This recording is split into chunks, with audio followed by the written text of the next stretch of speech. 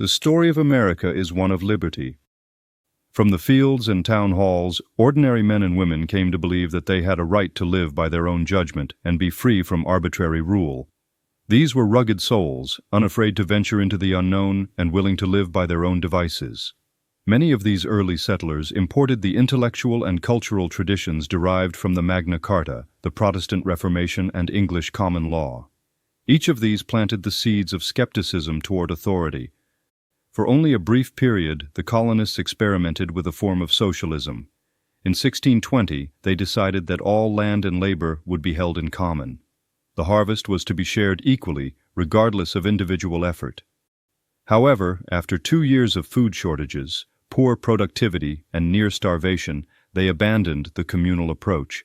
Land was then divvied amongst them, restoring productive incentives, and survival was again sustainable. John Locke may well be the most significant contributor to the American concept of liberty. At a time when monarchs ruled by divine right and the individual was seen as a subject to be controlled, Locke asserted that government derives its legitimacy from the consent of the governed and that individuals possess natural rights, life, liberty, and property that no ruler or legislature can justly take away. On their own, and with an ocean between them and the crown, the colonists put liberty into practice. They built communities, legislatures, courts, militias, and schools. They governed themselves.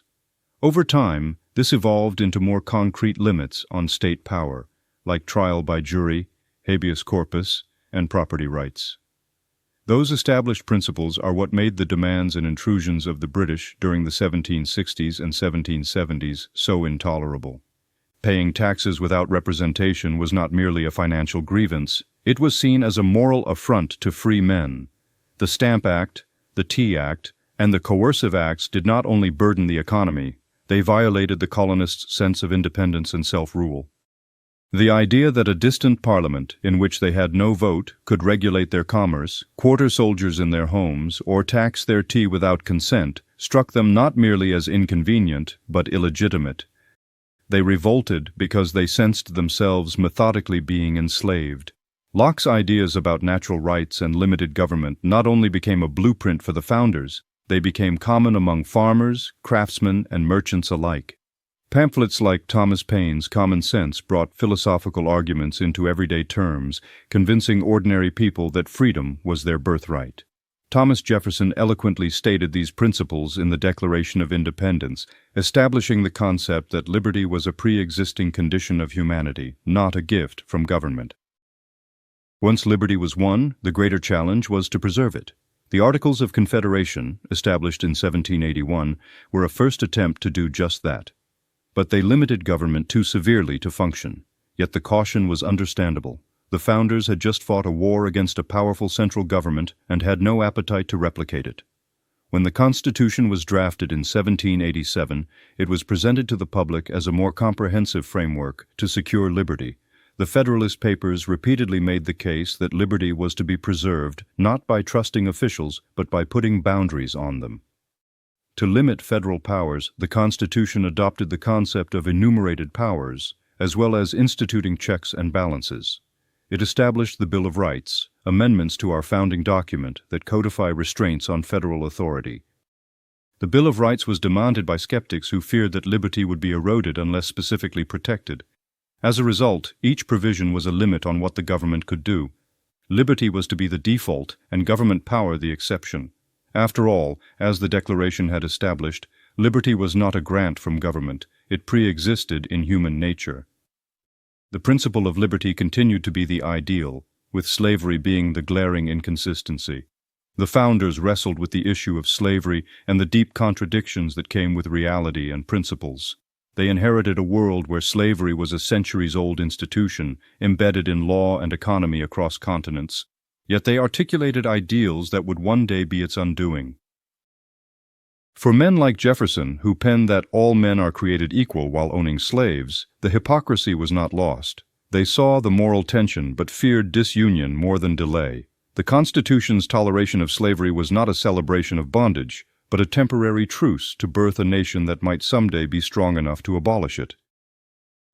Make no mistake, it was liberty that built America. The Industrial Revolution, The innovations in science and commerce and the expansion westward were all a product of liberty, not central planning.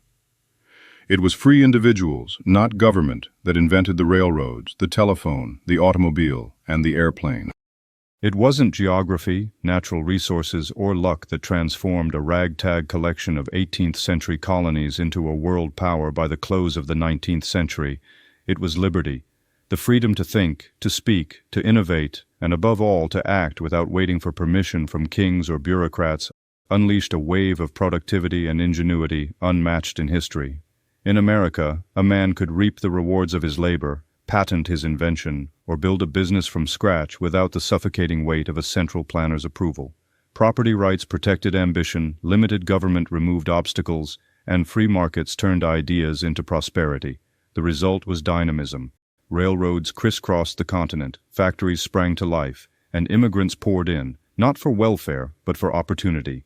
Where other nations clung to state control, America gambled on the individual and won. Can you say why America is the greatest country in the world? Freedom and freedom. So let's keep it that way. I think that the real job that we have that confronts us is to somehow be able to sell our fellow Americans on the moral superiority of personal liberty.